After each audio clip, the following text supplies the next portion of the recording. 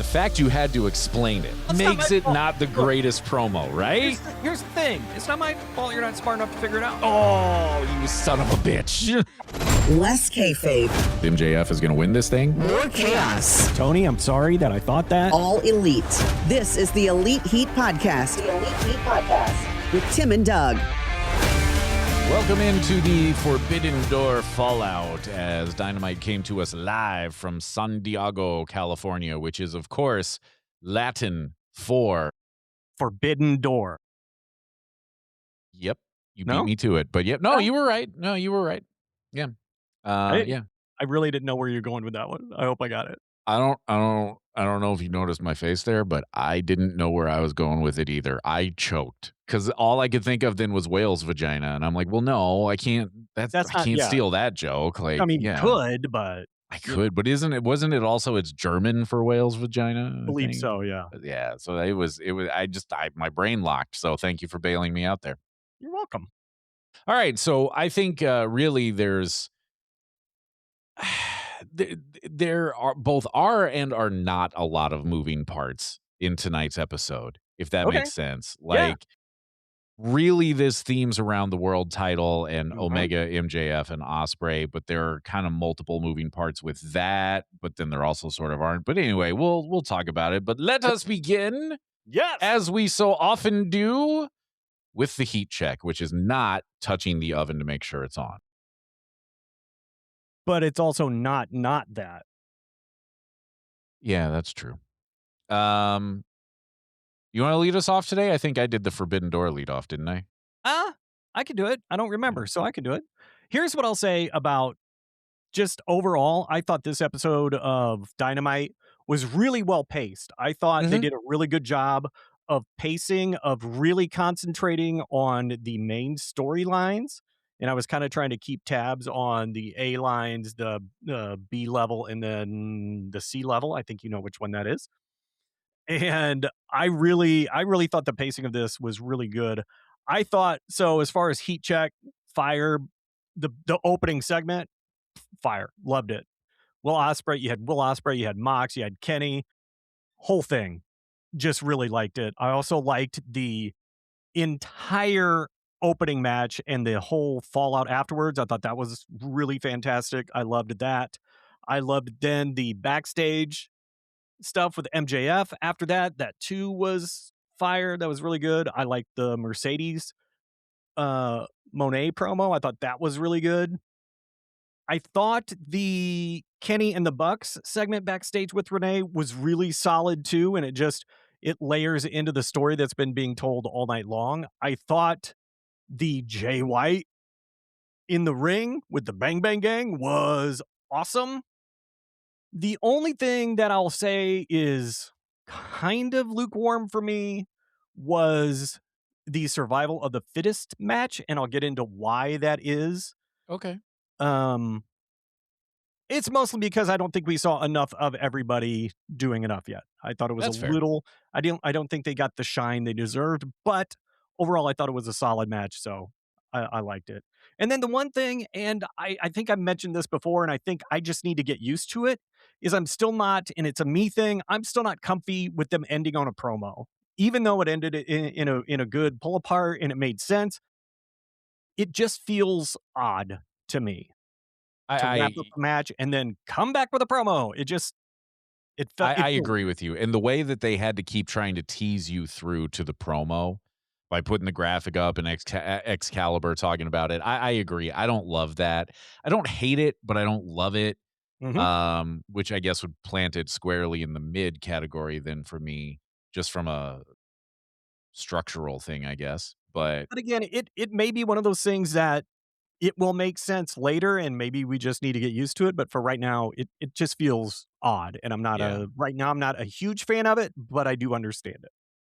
Yeah, I mean, I think the real reason for it is they're trying to make sure to pull you through to the end of the episode, and especially with how far they overrun it now. Yes.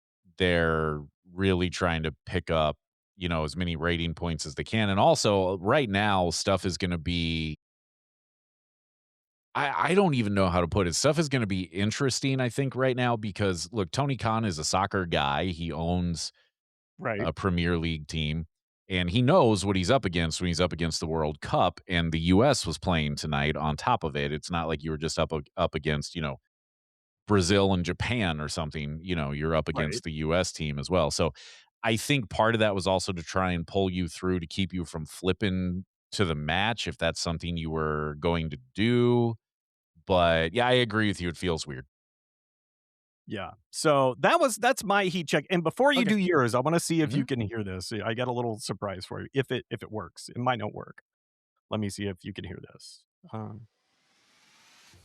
Heat check. Could you hear that? Oh, I could. This is like Satan. Heat check. Yeah. Okay. All right. Well, somebody's been playing around. All right. I like it. Yeah. Yep. I got more later coming later. I just didn't have Oh. time for the rest. Oh. I just didn't have time. So Okay. yeah. So Um. so let me set you up. So here's Tim with Heat check. You know what? It reminds me a little bit of the old a current affair thing. You remember that? yeah. And I mean that in a good way. That was awesome. But Oh anyway, my god. mine is very, very similar to yours. I'm gonna run down what I liked here, and you're probably gonna notice a couple things that weren't on or that were on your list that aren't on mine. That's okay. Yeah. First thing, I really liked the Briscoe versus MJF match. I thought that was very good.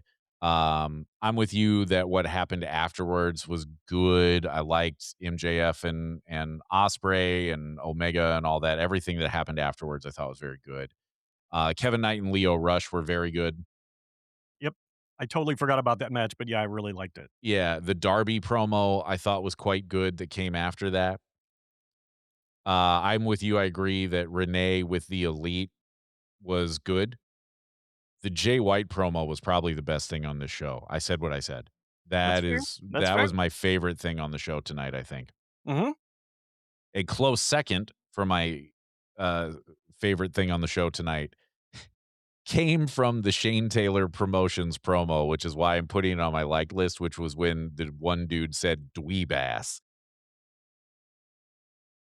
That's now going into my vocabulary. I'm going to start calling people a dweeb ass. Also, dweeb is a word that fell out of like our pop culture vocabulary or whatever way too early in its lifespan. We need to Yes. bring dweeb back. Well, I think just tagging with ass really Yeah, elevates it. Really agree. brings it to the forefront. Yeah.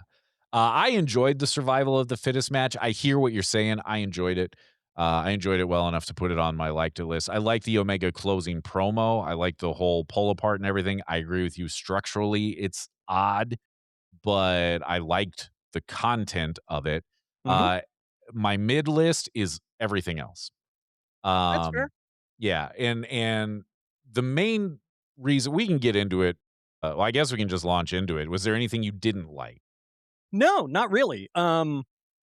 The weakest, like I said, I tried to keep tabs on, and I'll call this the C level storyline is Jericho Ciampa. Yeah, It continues. The blow off will be next week, yeah, but them having the fight outside, that may be the most interested I've been in this angle.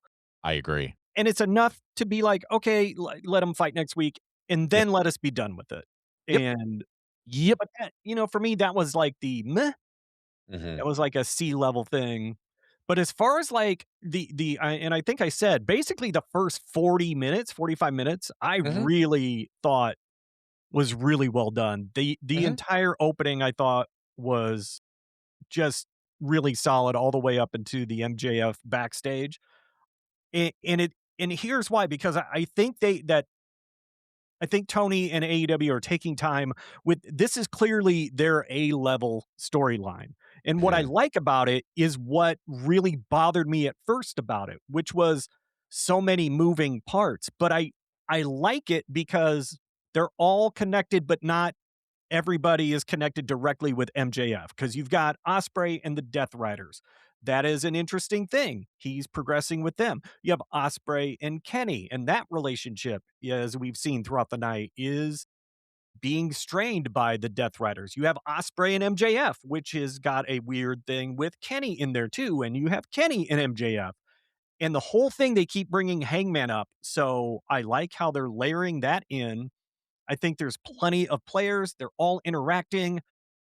It's all kind of around the world title, but some of it kind of moves off that center point. So I like those interlaced storylines that kind of have to do with the world title, but kind of don't.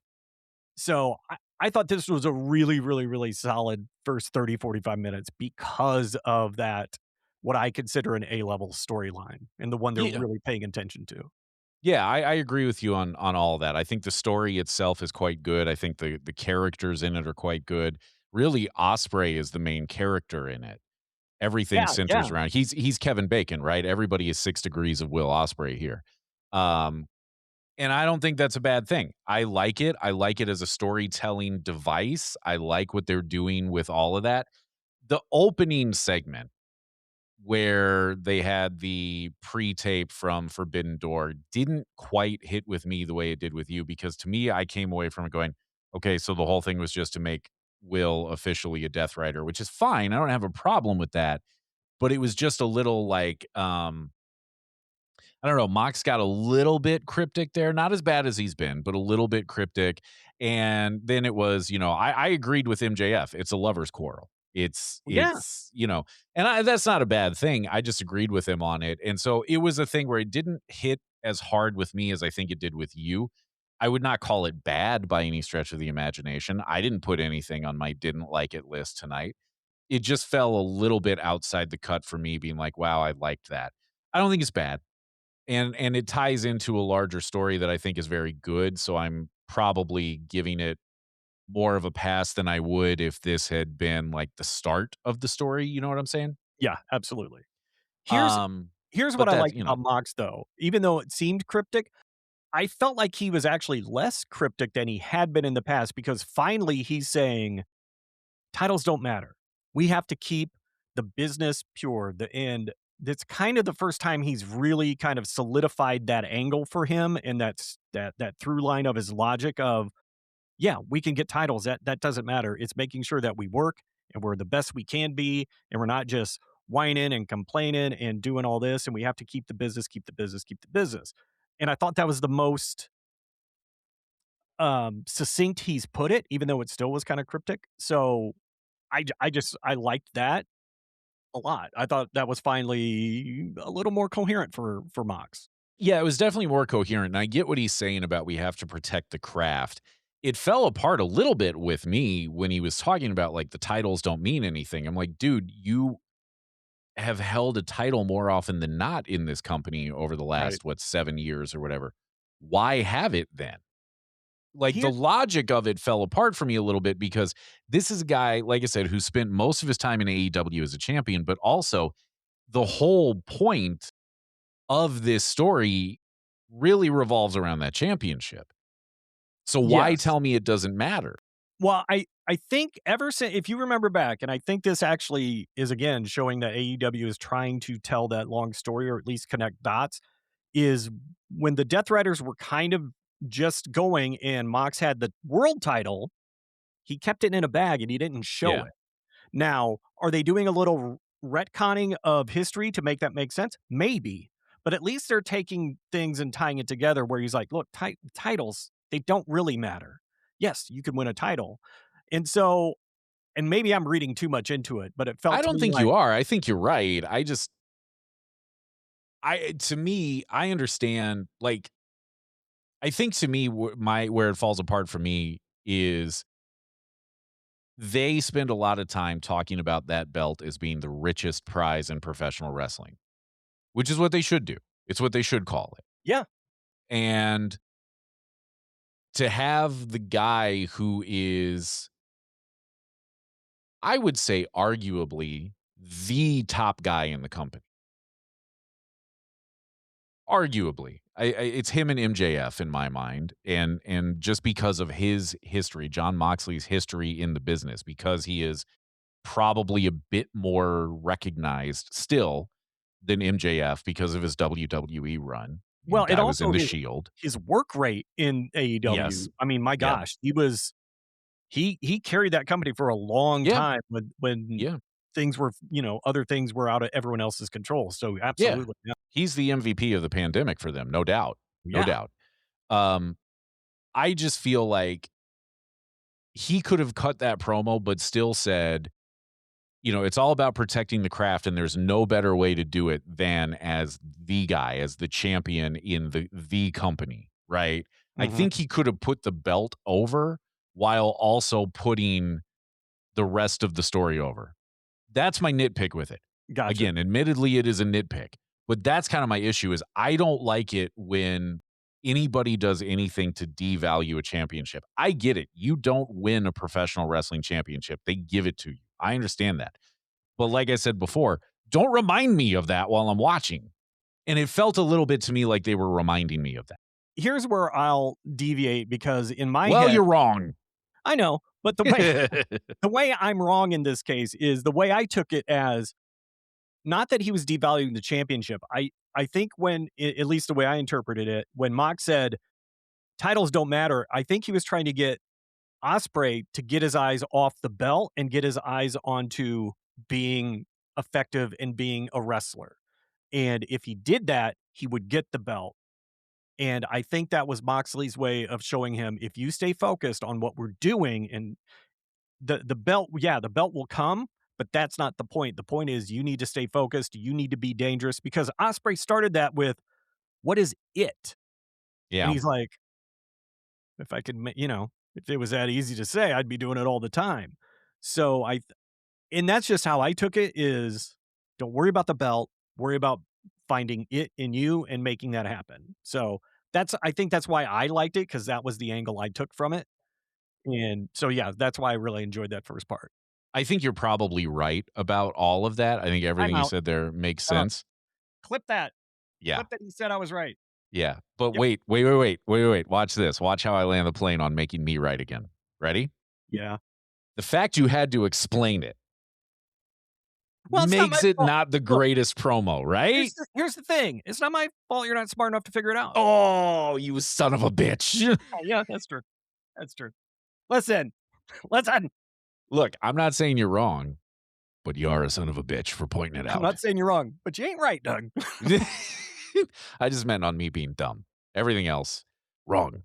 Oh, I'm totally wrong about that part. Doug, you ignorant slut. All right. Well, A 70s reference from I wasn't even born yet, but anyway. Still a good one. Yep. Then, of course, it was the Mark Briscoe versus MJF match that we knew was coming thanks to Forbidden Door. I don't have a lot to say about this one other than good match. Look, these guys are good together. I think we're probably going to get more from them down the road and really strong match. Yeah, I liked it. I mean, again, this is where I was starting to get in that vibe of the pacing of this is really good. They gave him a good 25 minutes to play this out in the ring, which I think they should have.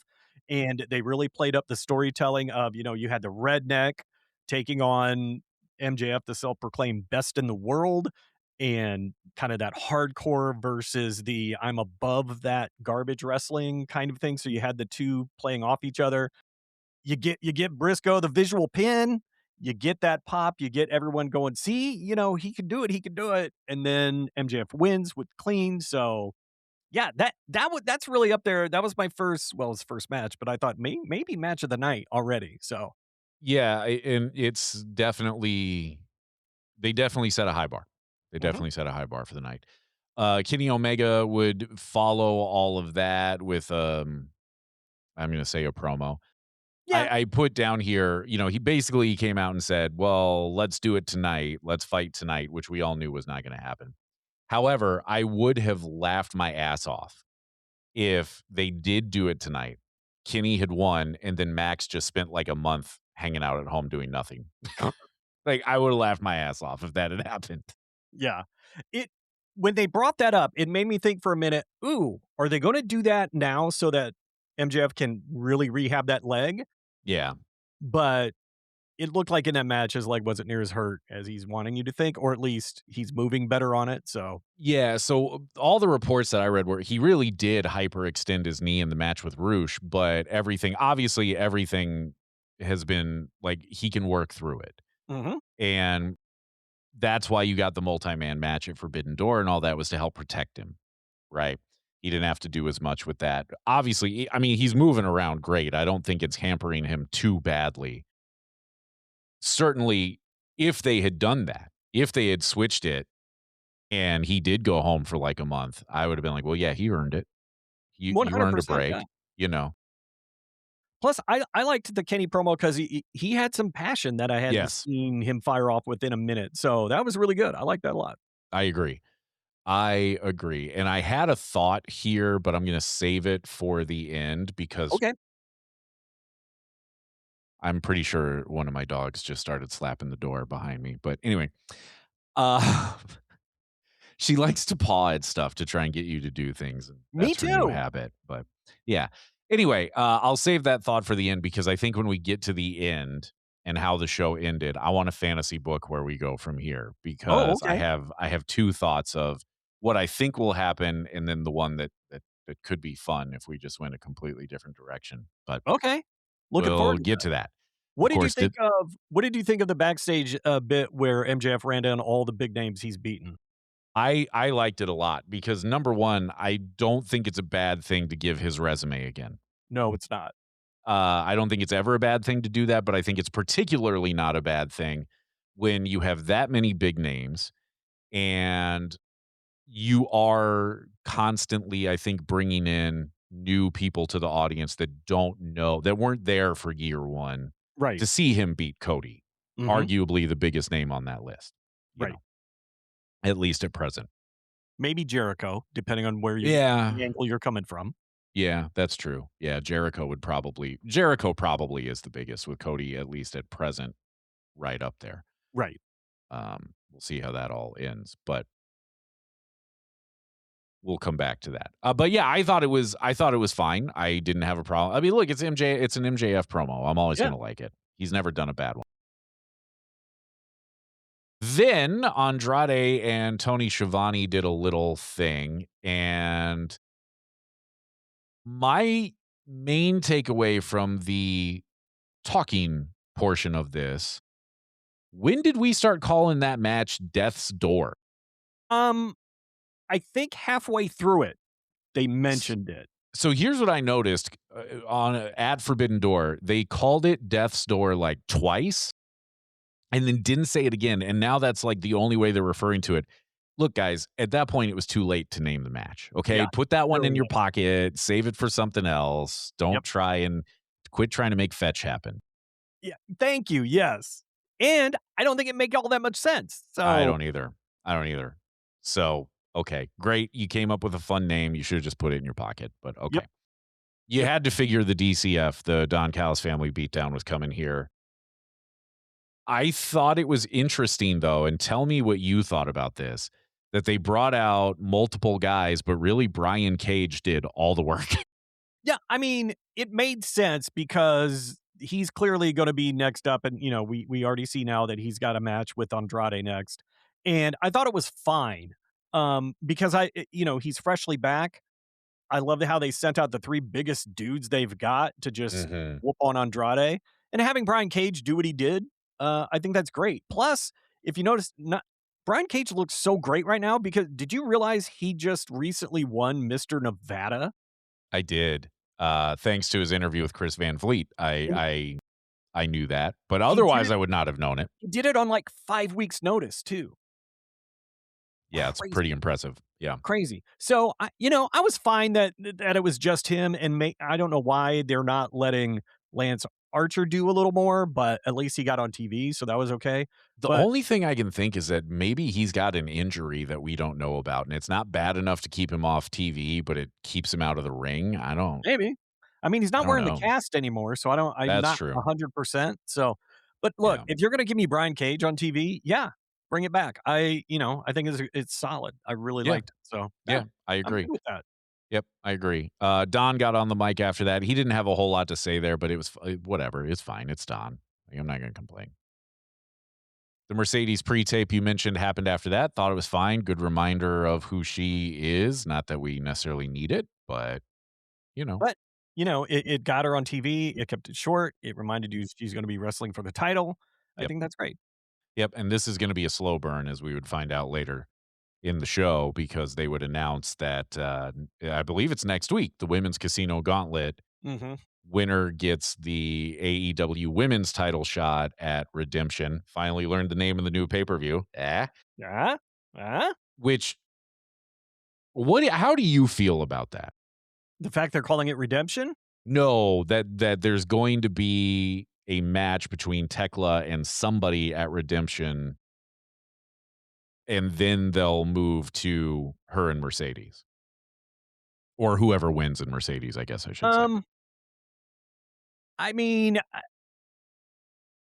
it does feel weird, but keeping Mercedes and Thekla, which is probably who it's going to be, for All In makes sense because it's a bigger match, I think. I agree. Well, and that's the stipulation with the Owen is the winner gets the match at All In. Right. And so it keeps the world title in present mind. It gets us to see Thekla more, and I'm going to guess they're going to build her as even more of a badass without as much interference like they did at Forbidden Door. I thought she looked great there. And if they continue that route, then I'm 100% fine with it. It kind of depends on who's going to be in that gauntlet match. It's a gauntlet match, right? Yeah, Or no? Casino Gauntlet match, yeah. Casino Gauntlet, yeah. Kind of depends on who they throw in there and who's coming out of that. Yeah. I'm okay with it. Yeah, here's my thought on it. This is where AEW gets hit with the you don't do long-term storytelling tag, which is wrong. Mm-hmm.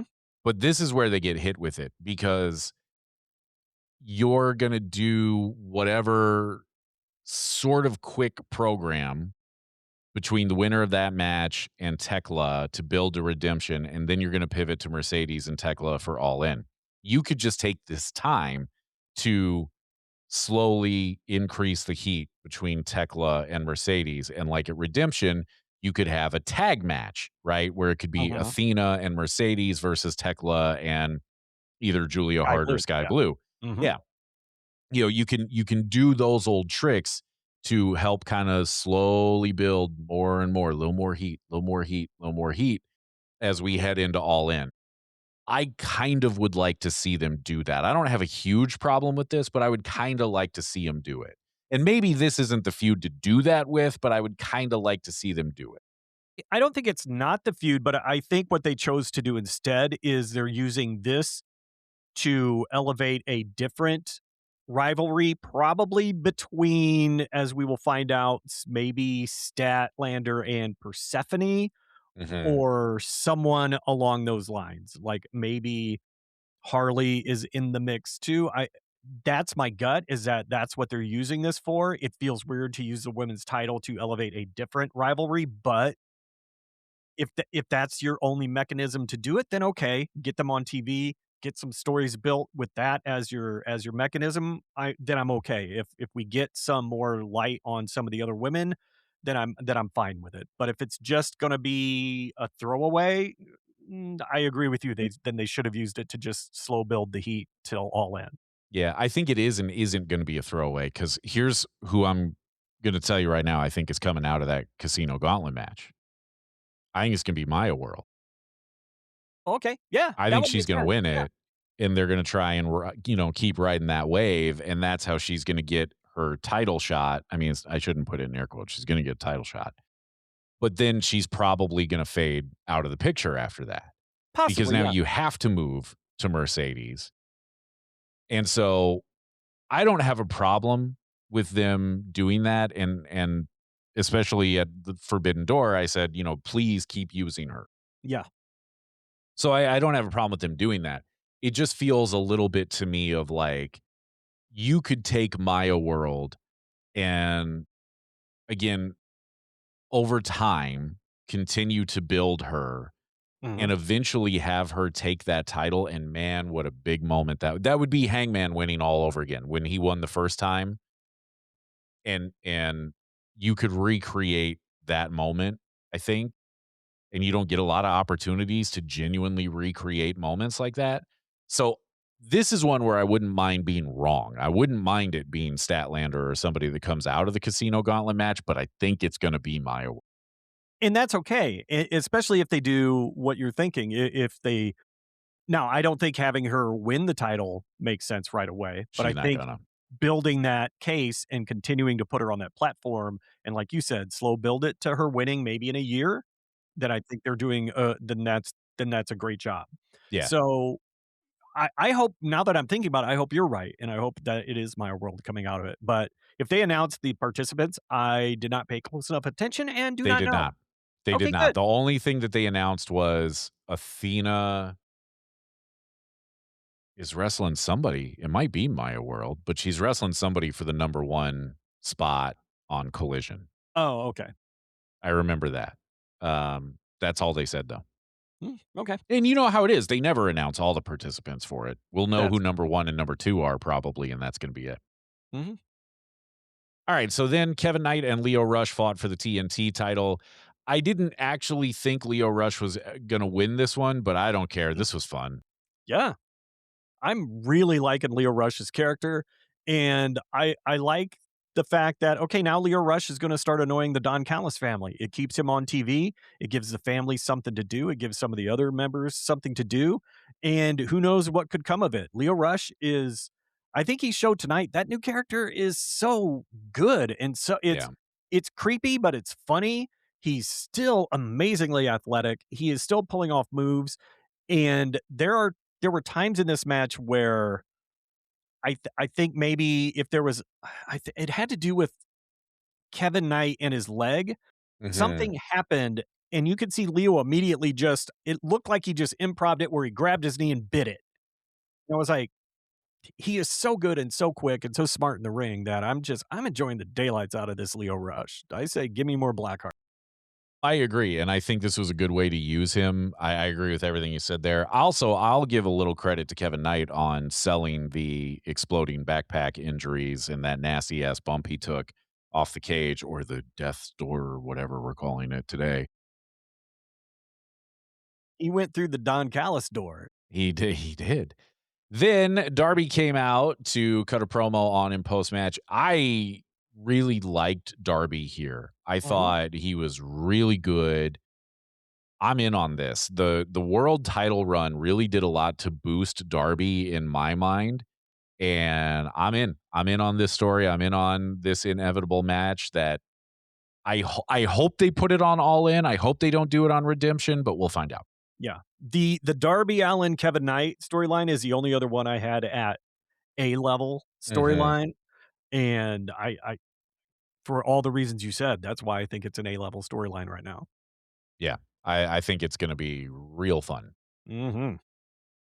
Then I mentioned this mostly because I want them to continue doing these. There was the quick collision recap of basically Jericho getting Tony Schiavone to say he's better than Ciampa. Because Ciampa had Tony Schiavone say he was better than Jericho. Right, I get that, but like, okay, like I like that they do the collision recap. Yeah. That's important. But Yep. this, of course, leads us into the storyline that you and I and a lot of other people are not feeling. And I'm with you. My hope is this is everything you said in the heat check. I agree with. This was the most interesting this feud has been. Mm-hmm. I don't know why there was randomly a shopping cart in the parking lot, but fine, whatever. Also, just a table of 4 t-shirts for a merch table in the back. Huh? Okay. Look, times are tough. I don't know. Yeah, man. That one The security guard took a hell of a bump he into the upright tables, like, Yeah, because he those did. did not give an No, inch. no. Oof. But ultimately, while I enjoyed the segment, kinda, the problem is, again, this does not feel like a legitimate feud to me. I don't buy that these two guys hate each other. No. I'm just not buying it. So when they said we're gonna do it next week, I went, "Oh, thank God. Let this be the blow off and move them on to something else." I agree. That's what it should be, and I really hope it is. I do too. This thing is just falling flat, which is too bad because, like I said before, I like both of them, but man, I am not buying it. They did not build this one well at all. Well, it was so flimsy, the building blocks were so flimsy that it Yeah. didn't stand much of a chance from the jump, so the I think they let it go too long, but I'm glad they're cutting it short. Let's move on. It'll be a fun match, and then we can stop talking about it. Yep. Exactly. Then Renee talked to the Elite, and I think everything you said in the heat check pretty well covered this, except for one thing. This was now the second of what would end up being 3 references on this show to one Cody Raheem Rhodes. Oh, yeah. So let us now speculate wildly that this clearly means he's coming back. My former best friend lives again. He's been dead for many years. He's coming back to life. I'm delighted. That is a very inside joke between me and my friend Mike. Basically, we said Cody was our best friend, and then when he left, we were like, oh, our friend died. Well, yeah. I don't know if that's much of a joke. I think it was true. I think all of that was true. It is, but, you smile through the pain. Yes, you do. Yeah. That is, you know what? Here's the thing. I hope you get credit for starting that rumor online. Is that Me Cody's too. coming back to AEW, which is why he lost the belt. Yep. And why they've started to mention him a little more on Yeah. AEW. And if we do this right, if you and I play this right, and we start reading into, like, did you notice the Bucks, what they were wearing? It's the same gear they wore the last time Cody was on AEW TV. You think that was an accident? Because it wasn't. They wore those shirts once on BTE, and he was in it, and yeah. Yep. Yeah. No, we can make this happen. Yeah. 100%. Yeah. Yep. That may be my favorite thing of Heat Check right now is us doing that and you starting that rumor. That's with a bullet. Good. Favorite thing. Good. Then Ospreay and Mox took on Blake Christian and Lee Johnson, which fine. Can I just say I really like that team. I think Blake Christian and Lee Johnson are really good. I think Blake Christian is highly underrated. I think that dude, he's got so much potential. I'm glad they're giving him time on ROH. I wish that ROH was more readily available to everyone, but because I think some really good stuff is going on there. I agree. Yeah. But I like that team a lot. I think that's a really fun team.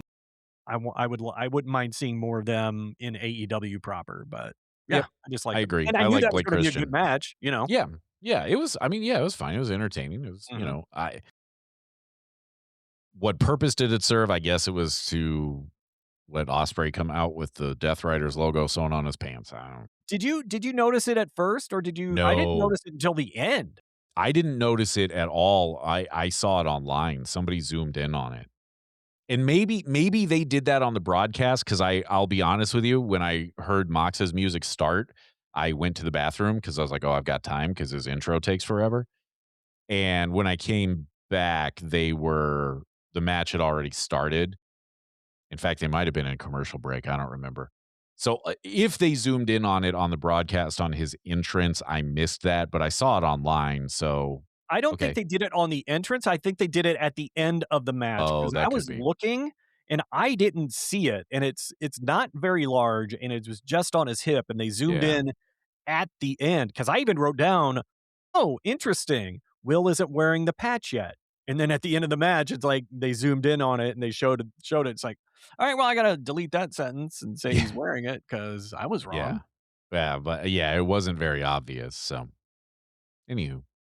Did you find it interesting that now Tony Schiavone is suddenly on board with Will Ospreay hanging out with the Death Riders? That he thinks it's the best move Will's ever made? Yes, and this is kind of what I was getting at in the Forbidden Door show that we did, where commentary was trashing Moxley like a heel. And then now tonight, it's the best move he's ever made. And this is one of the things that eventually they've really got to settle on with the Death Riders in general. What are they? Yeah. Yeah. Do we like them or do we not? And Jay White even would bring it up. And I think, honestly, if they play this right, they shouldn't define them. And it could work. As long as they aren't overtly being one way or the other. And if commentary lays off jumping on one side of the bandwagon, then I think, the Death Riders can be what you need them to be if they do it right. I agree with you on that. But yeah, we got to pick a lane for commentary in particular. Yes, We got to pick a 100%. lane for them. But Yep. it just seems so shocking to me that out of nowhere, Tony's like, I think this is the best movie he's made in his career. I was like, where did that come from, Tony? Yeah. Yeah. Okay. And I think that is what we're talking about of they haven't defined it for commentary on how to talk about these guys and specifically how to talk about Jon Moxley. Yeah, exactly. Speaking of Jay White, we would then get a reminder that Christian Cage has beef with him in a quick little segment.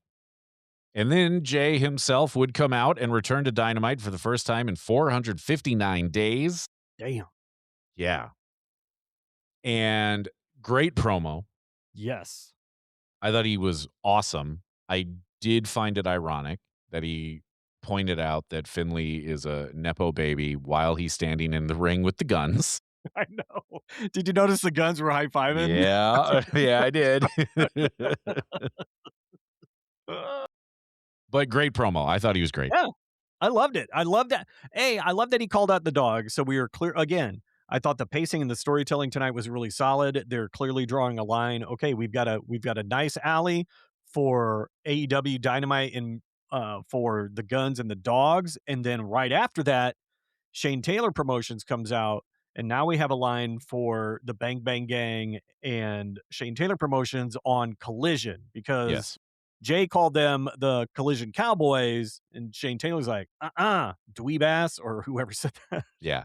So I like that a lot. Again, maybe Yeah. I was just in the right frame of mind, but it felt to me like they had a clear destination in mind. They had a clear story to tell, and they were doing it. I felt very well tonight, whereas some nights we went, well, that was a match they threw together, it feels like. Yeah. And No. not, it was Yep. fun, but whatever. I agree. I thought this was all really good. I agree with you there. I also thought it was very good that as Jay White is running down David Finlay, he caught you up very quickly on we have history. Mm-hmm. He and I go way back. We have history. He didn't get into the Bullet Club stuff, which is fine, but we have history. We've got long-standing beef, and I guess I'm not finished with you yet. Right. Cool. Good job. Yep. No notes. Good job. Yeah, it was great. Then the survival of sorry. No, I was just going to say, I think of any team, those two factions, I think are going to be fired together. Yeah. I just think that's I think they're going to be really good. Yeah.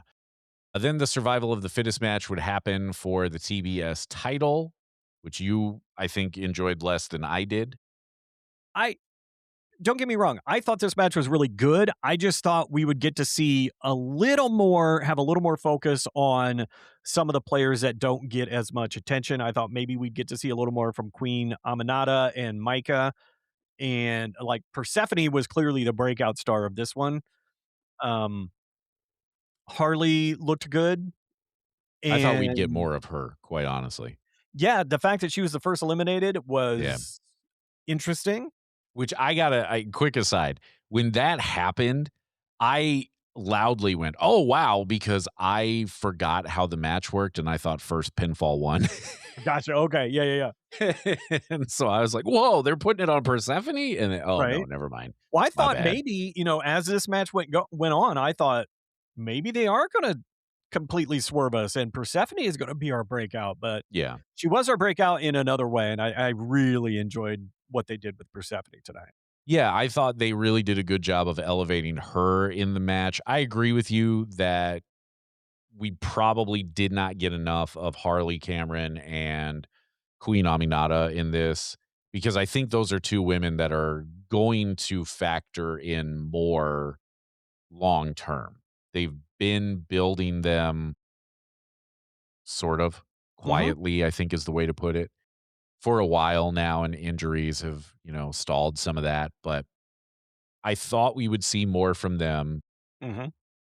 So I hear you on that. I enjoyed the match, though, overall. It was a nice spotlight for the women, and they don't always get that, particularly of late because of injuries. And we've talked about it a lot on this show of the women's division needs direction. They need a purpose. And this, at least, I think moved us a little bit more in that direction. Yes. But, I mean, look, did anybody not think this was coming down to Shida and Statlander? Oh, no, I knew.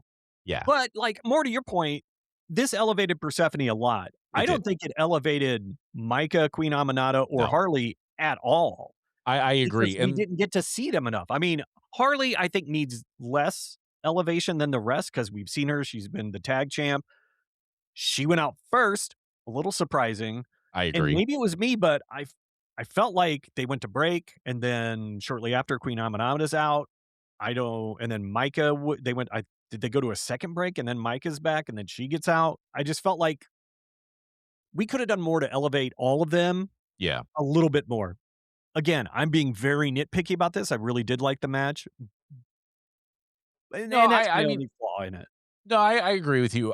In my mind, if I were booking it, Micah would have been the first out because unless you're planning on doing more with her and with Stardom, which I don't think they are, let her be the first one out. Let her hit some spots and then let her be the first one out because I don't think anybody really thought she was winning it.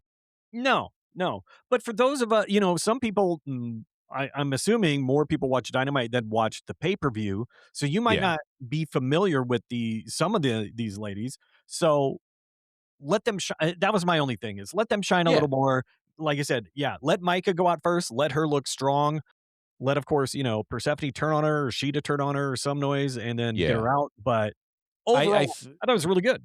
Yeah, I think this is where again, I understand why they structured the show the way they did, but I think this is where it hurt them a little bit because that match had to be within a specific time frame so then they could get to what followed.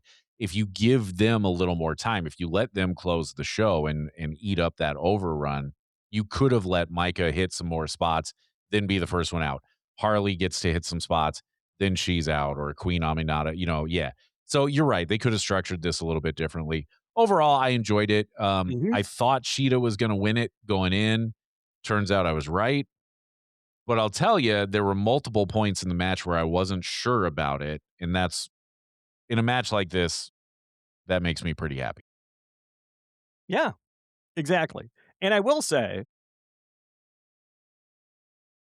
I don't even know if I should say it, but sharp-eyed viewers, if you're watching that match, Statlander had an unfortunate wardrobe issue that I am not going to name. A lot of that happening lately. Do you know what I'm talking about specifically? I actually don't. Okay, I must have missed that. I'll tell. Don't look for it. Once I No. noticed it, I couldn't stop seeing it, Okay. and I think they did a decent job of. I don't know if anyone else noticed or if the cameraman noticed, but I think they did an okay job of trying to avoid that. Yeah, Okay. All right.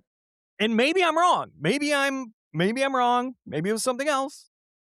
Just don't think so, and I thought it was unfortunate. Okay. That's all. Cryptic. You're All right. welcome. I can hear people running to Google now, but Don't look it up, please. See, I shouldn't have said it. too late. Yeah, I know. Toothpaste is out of the tube. Damn it.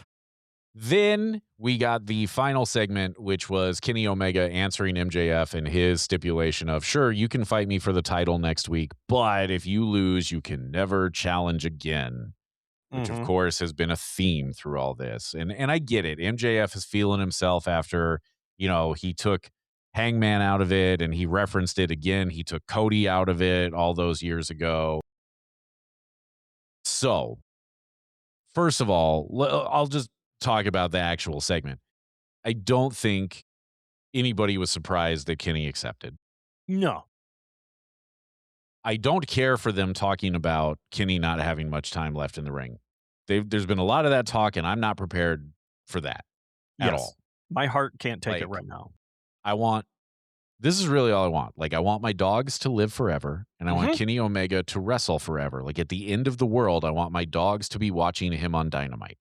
Yeah, I don't think that's much to ask for. No. So, but overall, good promo. Again, I thought like you mentioned earlier, there was fire from Omega that we haven't necessarily seen that much of lately. Mm-hmm. Got a weird bro hug between him and Ospreay beforehand. I like that little touch. I like that yes, we respect each other. Is this going to go anyway? Yeah. Are we going to fight through it? I like the not being obvious as to what's going to happen with that. So I'm a fan Yeah. of that. Yeah. I also love that Max spent 2 hours in his sweaty, bloody gear. I thought the same thing. It's like, Max, change clothes, bro. Yeah, What's take up? a shower, my man. Oh my But gosh, anyway, dude. so yeah, a lot to like here, and it sets up what's going to be a very good match next week on their Beach Break show, which is going to be loaded up again as they compete with the World Cup, and you know how they like to do these periodically pay-per-view level-ish dynamites. So Yeah. But okay, before you get into your fantasy booking, okay, yeah, and this could be fantasy booking a little bit on my part, and it has to do with Ospreay and Kenny. okay. When I saw that moment with them and they hugged, I wrote down, and this was before Kenny answered the question. I wrote down, could we see Kenny join the Death Riders? That's interesting. Because he's trying to get Will away from them and keep his eyes open. And Will's just trying to say, look, bruv, I love you and we're tight, but this is good for me. And I'm wondering if, I'm not saying soon, but like, I'm wondering if that will play in and Kenny tries, maybe that's a thing that could happen. I think I am pretty far off the mark right at the moment.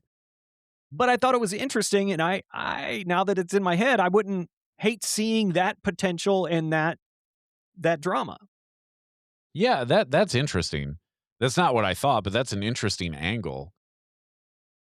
I mean, stranger things have happened. Sami Zayn won the world title. I mean, About I didn't time. think that was ever going to happen. About time, though. Oh, totally. Sammy is one of those guys I want to come to AEW, but now I Yes. don't think it's going to happen. But anyway. Yes. But I want him to come as El Generico. Yeah, I want El Generico and I want Kevin Steen, Hell yeah, I do. but I digress.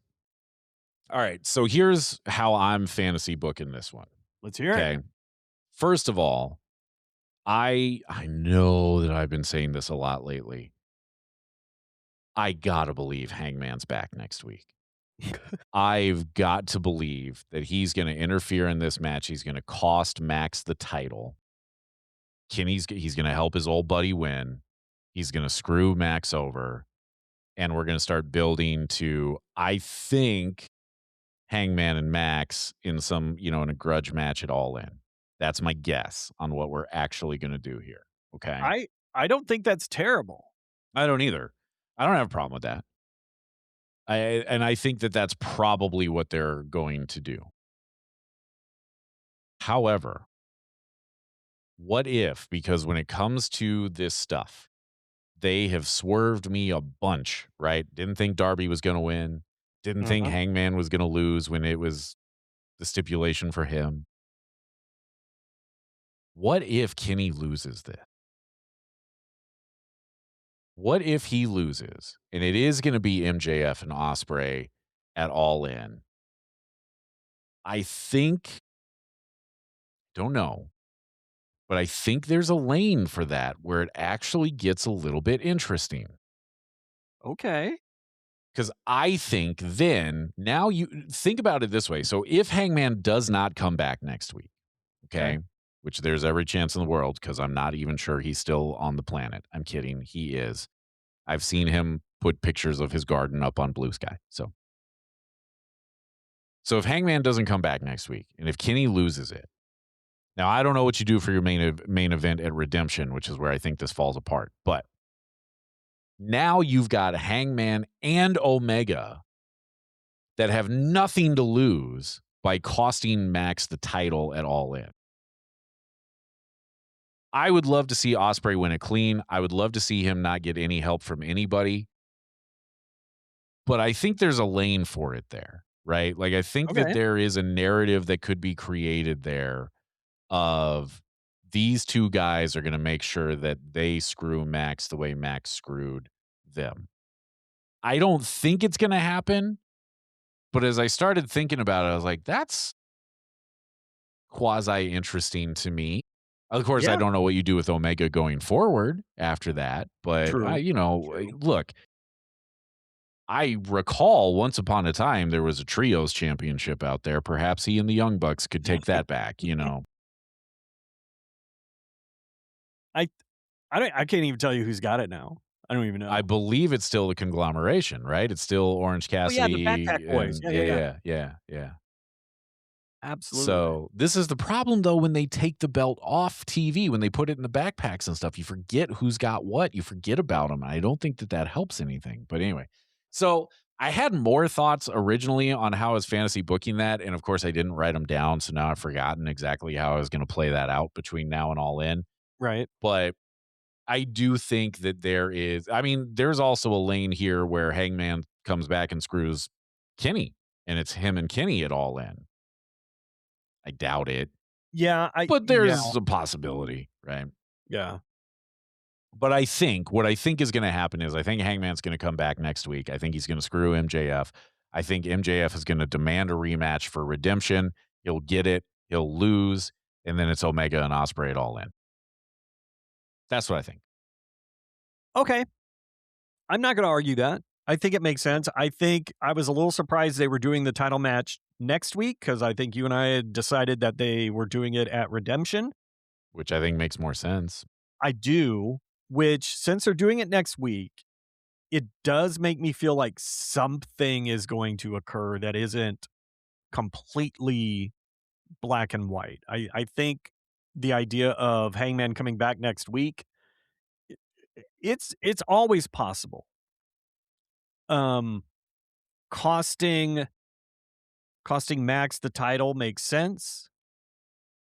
And then maybe we get Max demanding a rematch at Redemption. Yeah, that's what I'm saying. But Hangman somehow saying, no, I'm not gonna let you wrestle Kenny unless you remove the stip. You know, you've got to take the stip away from me so that I can, and then you got a 3-way match for the title. Here's what Kenny can still win somehow. Yeah. Here's what I think. I think that Omega's going to beat him next week. And then I think that they're going to want to get one legit title defense for Omega. Okay, because if you switch it next week and he doesn't defend between now and All In and he just drops to Ospreay, then we're going to be sitting here going, why did you make Kenny Omega a transitional champion? Now, we're probably going to say it anyway. But Right. I think they're going to try and give him one legitimate defense, not these, the Beast Mortos calls his shot and, gets a match next week, right? Right. Someone like Kip Sapien steps up. Yeah. And then finally. Yeah, exactly. So I think what's going to happen. So I think that's going to happen. Max is going to throw a hissy fit the following Wednesday, just like he did with Darby and all that. Right. He'll find a way to, I don't even want a repeat of exactly what happened with Darby of, well, you got to put something on the line. I think Kenny could probably just say, yeah, fine, let's do it. I'll do it again. Let's go to Redemption, my home country. Let's do it. Mm-hmm. Because I think Kenny Omega is going to be in the main event in Montreal. I don't see how he's not going to be. I do too.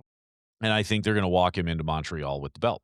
So him and Max rematch at Redemption. He beats him again. Maybe Hangman gets involved again. And that is how we're going to run to Hangman and MJF at All In. And I think that's where Hangman is going to demand, okay, they're going to do the thing where they're going to goad Max into the match one way or another, right? Either Max comes out and just says that I've had enough of you. I already cost you everything, but fine. You want me to break your neck? I'll break your neck or whatever, right? I mean, get an unhinged MJF promo. Exactly. Right? Where he threatens crimes. And then that's how I think Hangman's going to eventually get him to agree to, if I beat you at All In, I get to challenge for the title again. Now, I don't love that for removing the stipulation, But if you think back to when we first talked about it and how I said they're going to take this off him, but be prepared for it to be unsatisfying because I think there's no really good path Right. for a satisfying way of getting Hangman back into the world title picture. This is probably about the best version of it they can do, I think. You're okay. You have spurred? You have sparked a thought in my bean hole that next week Kenny wins a title off MJF. Mhm. MJF is like, I want you at Redemption, I want you at Redemption, I want you at Redemption. Kenny says, fine, you can have the title shot at Redemption. But if you lose, you never get to wrestle for the title again. Yeah, that's probably it. Yeah. Kenny wins. Max is pissed whether he wins clean or with Hangman's interference. Now you've got MJF and Hangman, who neither one can wrestle for the title again. And somehow you bring them to All In, where if Max wins, Hangman can't ever wrestle for the title, period. But if Hangman wins, he's like, that stipulation is off the board moving forward. No one can call it. No one can claim it. We're done with that. I like that. We remove it forever from everybody. And you put a Which bow then on when that. Cody comes back, he can challenge for the title. Right, which clearly is what is happening. That's really what this is all about. It's This all is leading up to Cody coming back. Yes, that's what He's gonna everything come is about back, right now. leading the New Day into Yes. AEW. Yes. You are absolutely correct. That is how that's going to go. They're going to call it New Nightmare Day or some noise. I don't know. I just thought of it. But I think that would be really interesting. That Nightmare Day? Kenny Daymare? says, Ooh. Oh, I kind of Daymare? like Daymare. okay. I said it again and liked it less the second time. It's okay. Yeah. Here's what I want you to do. Imagine that on a neck tattoo. How do you feel about it? I feel about as bad about the actual neck tattoo. When Okay. he unveiled that thing, I went, oh, God, let that be fake. It weren't. No, it wasn't.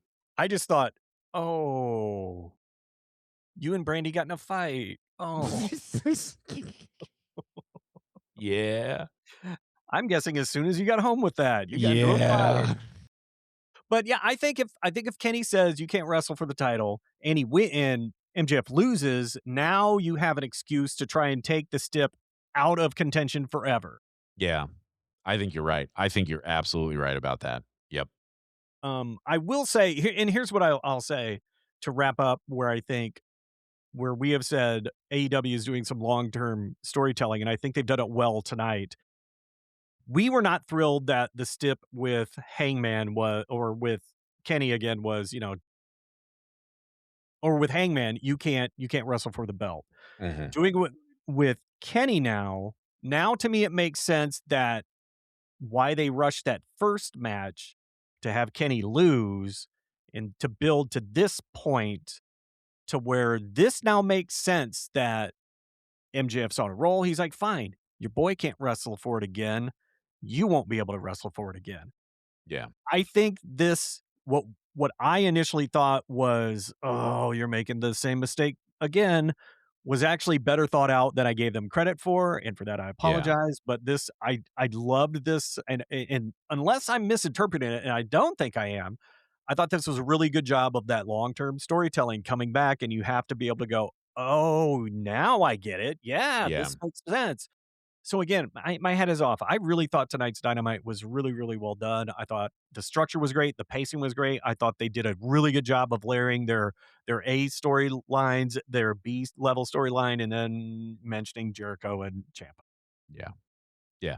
No, I agree with you. And I think you're absolutely right. I think that's probably how that's going to play itself out. So I guess we'll find out. But really, I think the main takeaway from all of this, Cody's coming back. Yeah, clearly. Yeah. Clearly. And he will be the AEW champion before you know it. As a matter of fact, I think if you play the Death Riders theme backwards, you will hear Cody's coming back. Oh, I think if you play it backwards, you hear adrenaline in my soul. Oh. But that's it. It's just that line over and over again. Got it. Got it. Actually, it's just him going, wrestling has more than one royal family over and over and over again. That's what I was hearing. Okay, I knew it was something like that. Yeah. And That's did you fair. know this whole time, by the way, he wasn't talking about his family? You know who he was talking about? No. He was talking about the Von Erichs. Huh. I'm kidding. I made that up. Huh. That I made up, but he's really coming back. I mean, all right. I don't know what just happened. Not many are alive. Yeah, that's true. That was really just the first wrestling family I could think of. No, that's fair. Yeah. I kind of wish I'd gone with somebody more obscure, but he was talking about the Samoans. I don't. The bloodline? And now I'm upset. All right. On that note, clearly it's time to shut this thing down. So Cody's coming back. That's the main takeaway. That's what you should be thinking moving forward. Yes. And we are on to Beach Break and whatever's going to happen there.